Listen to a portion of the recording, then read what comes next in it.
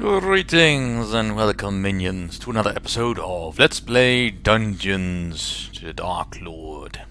Next standalone expansion. Alright, let's get some gold going. We have a quest to dig for some gold. We're still in the tutorial after all. Might as well do that. Currently, upgrading my stats only costs gold, so it's definitely in my favor to do that. Currently don't have the soul energy to do any skill purchasing. It's also not necessary at the moment. I do want to get the spell Summon Goblin, but I'm gonna guess that's probably not gonna appear until I've got the gold. Well, overall, it's not a bad looking dungeon. We're in the Hell tile set. We'll probably be here for a while. We're gonna get Adventurers. Well, that's not gonna be a change.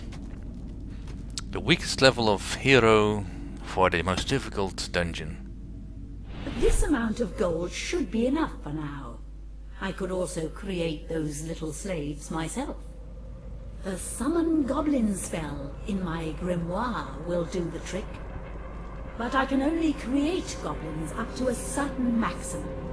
Once I have reached that, I need to raise the goblin maximum at the dungeon heart.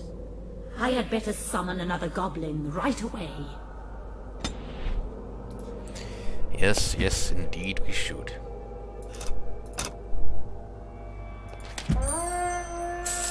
Alright, so now it's going... Excellent.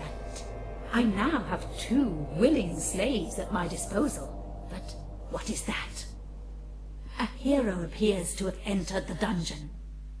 Heroes enter a dungeon through an open hero's entrance. Those sheepish creatures crave to be entertained and have their needs fulfilled. Heroes have a total of 7 different relevant needs. If I entertain them accordingly, they will produce valuable soul energy that I can take from them later. This hero, for instance, has the need to find treasure. If I look at the hero's entrance more closely, I can learn what type of hero usually enters the dungeon from there. But let us cover the need for treasure first. In order to satisfy that, I must build a treasure chest. Building is of course possible within the area of influence of my dungeon. Yes, that is all very true. So we now have access to treasure chests. Let's see, where's the hero coming from? Alright, well then we'll put the treasure over here. Alright, so because it's tutorial, it's gonna just teach me all the things I already know, but that's fine. The treasure chest contains no gold. First, a goblin must fetch gold from the dungeon heart and then take it to the chest. Only then can a hero plunder the treasure chest. But this also means that the goblin must somehow manage to reach the treasure chest more or less unhampered.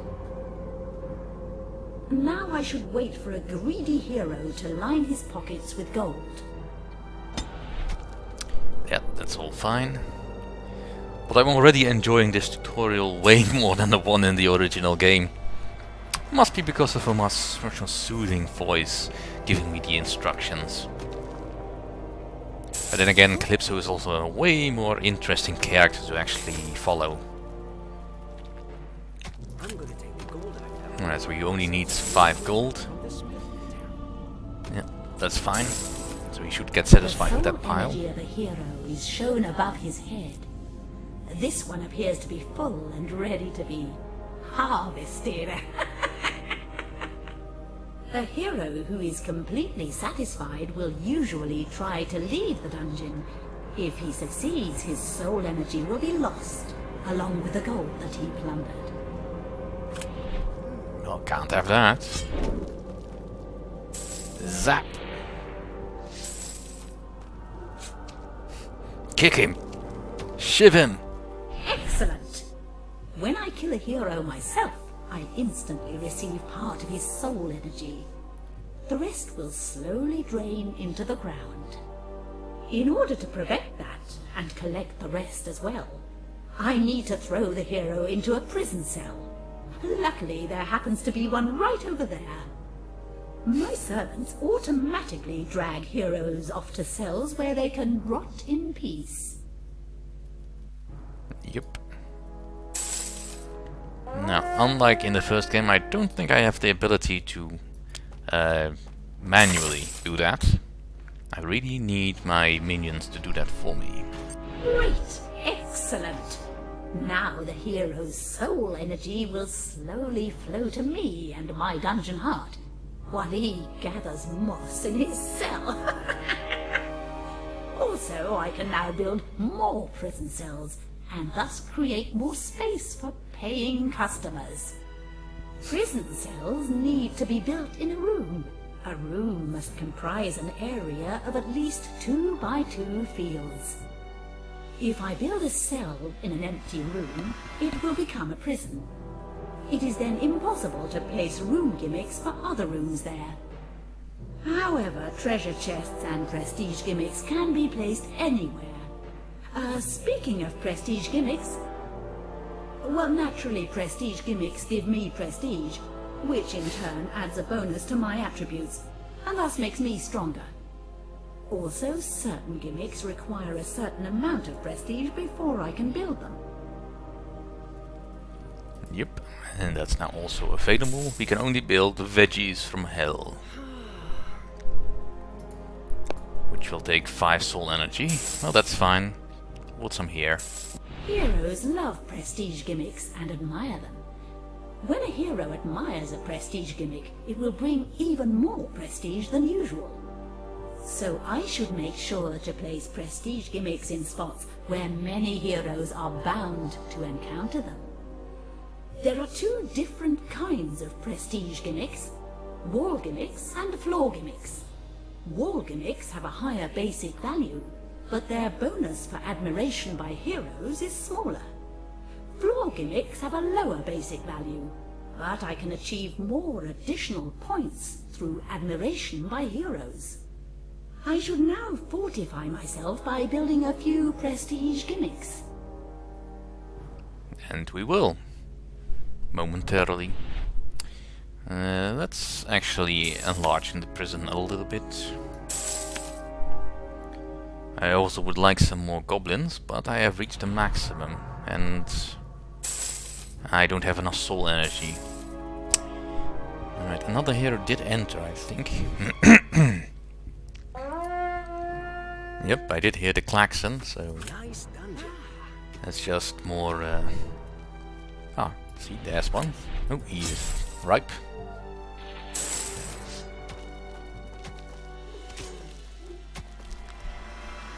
Yeah, I can't do it manually. That's fine.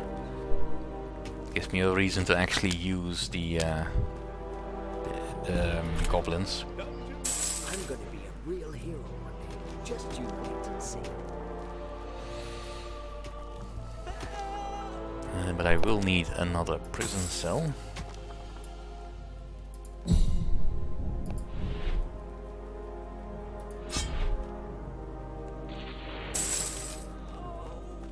I'm gonna be a real hero one day. Just you wait and see. He actually has a stun. Ah, that's impressive.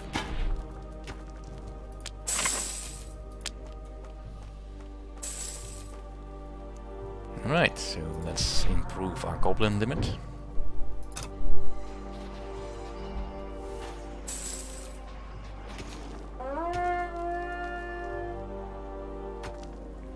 And just keep the heroes coming in. Right, so you may notice, for those of you who have watched the previous series, that the list of gimmicks that is actually listed here is somewhat different. Well, a lot different from the one in the previous previous game. But that's because gimmicks work differently these days. Because aside from the just the average prestige gain that you get, gimmicks now also build up prestige as they are being looked at, which is a feature I don't think was actually present in the base game. And quite frankly, it's still a little bit confusing to use. However, with ball gimmicks, you really need to check whether or not you put them on a path where the most likely heroes are gonna come by. Like for instance, this mask is good for adventurers. But other classes like High Priestess, Assassin, Necromancer and Paladin, or otherwise known as the heroes that should actually be on this level, don't like the mask. So you shouldn't put it there. In any case, we are getting close to the level of prestige we need. Let's put in a few more cells.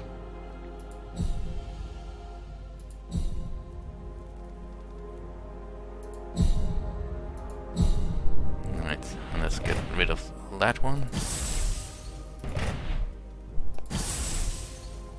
Alright, where did the hero go? Ah, there he is.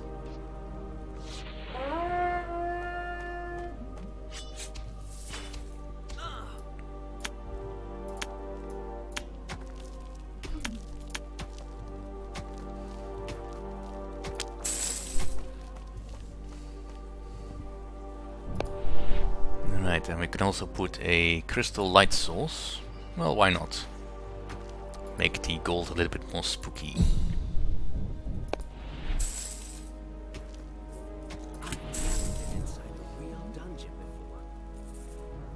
His needs are still just 5 gold pieces.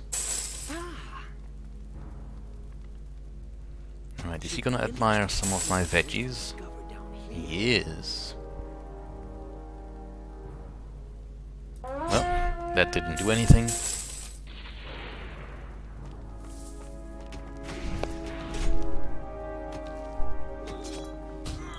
Well, let's put in some more masks. I can already feel the power of the prestige gimmicks, and the prestige that gives me strength. Therefore I have now gained access to armory gimmicks. Just like the prison, the armory is also a room, and therefore needs to have an area of at least 2 by 2 fields. 4 different types of gimmicks can be built in an armory. An armory can have no more than 1 interaction gimmick. Heroes need this gimmick in order to be able to interact with a room. If such a gimmick is not present, the room holds no interest for heroes. Interaction gimmicks determine how much satisfaction heroes can get from a room. I will now lay the foundation for a room and build an interaction gimmick. Alright, that's fine. The interaction gimmick, which in this case would be a puny weapon rack. Well, since we're already digging this area out, might as well finish doing the job. And let's get her back in seclusion. Here, just shove off.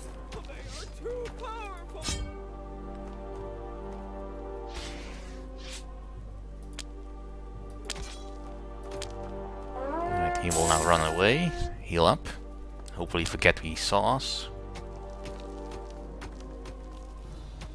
Yep, he's going off for the loot. Alright, let's put the weapon, puny weapon rack in here. Well, preferably in the center. Outstanding work, if I say so myself. And now, let's talk about capacity gimmicks. Capacity gimmicks determine the maximum amount of satisfaction that an armory can provide. The more capacity gimmicks a room contains, the larger the maximum amount. I should now add one to the room I built. Yep. Which in this case would be weapon crates. Fantastic! My armory is almost complete. All I need now is an efficiency gimmick. Efficiency gimmicks determine how fast the amount of satisfaction provided by a room is refilled. The more efficiency gimmicks a room contains, the faster that will happen. And of course, equipment is not going to create itself. Therefore, a goblin must be set to work in an armory and produce new equipment. I should now build an efficiency gimmick in this room, so it will be fully functional. Yes, yes, you should. Which in this case would be a fire pit. Alright. Wonderful! My armory is complete. Oh, and what's more, I can build just one of the special gimmicks in an armory. They have all kinds of different effects, but that is irrelevant at the moment. And now, once more, for good measure. In order to be fully functional, an armory first requires an interaction gimmick, a capacity gimmick, and an efficiency gimmick. Oh yes, and of course, a goblin who creates a bit of equipment. Luckily, those useful dimwits do that all by themselves. Very good. These are the basic elements of any armory. The more prestige I have, the more different building options I'm given to choose from. I can dismantle any gimmicks that are no longer needed, but that is not on the agenda right now. There are no heroes in the dungeon who have a need for equipment. I should open another entrance. My spies tell me that heroes coming through this entrance will have a need for equipment. I should open it as soon as possible. Yes, you should. Indeed, the special gimmicks that she was talking about. This is also a new feature within the standalone expansion. Now, I think for the most part these are actually repurposed prestige gimmicks, but now actually have a function, in that they give a special effect whenever you place them, like maximum satisfaction per hero, capacity. Now looking to leave your dungeon. Alright, I'll go deal with that. Let's see, room efficiency, extra hit points, and potion. Not entirely sure what that means, but I'm sure it doesn't matter. Alright, you go down and up. Alright, let's open up this one. Now, as far as this room goes, it currently has a capacity of 5, a max need of hero of 40. Very good. The armory is waiting to be discovered by greedy heroes. Usually, heroes are not that easily satisfied. Most of them have more than one need. It seems the heroes around here aren't terribly demanding. I had better wait now until a hero emerges from this entrance and uses the armory. In the meantime, I can continue furnishing the dungeon. Yes, you can. Anyway, as I was saying, there's currently a capacity of 5 and a max need per hero of 40 for the puny weapon rack.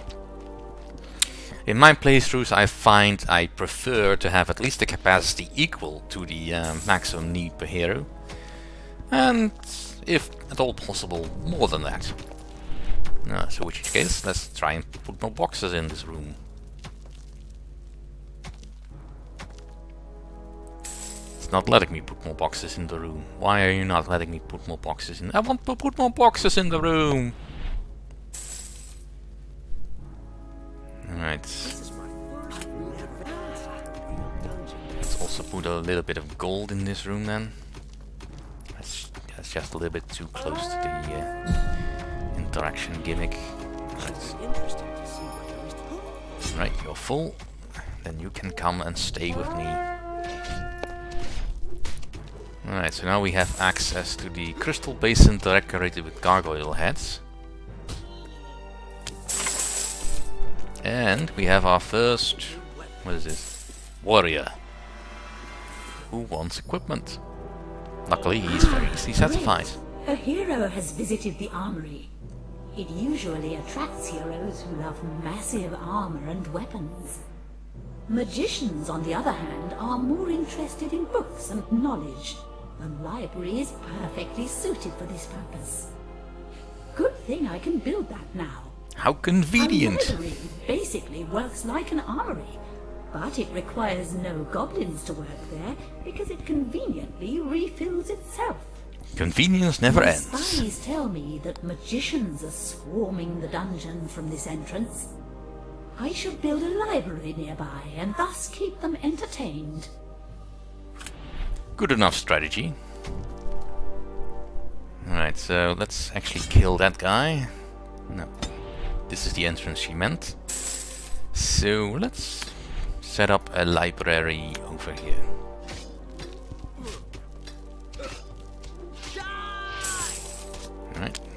don't need to be here. And that'll do for this episode. Thank you all for watching. See you all next time.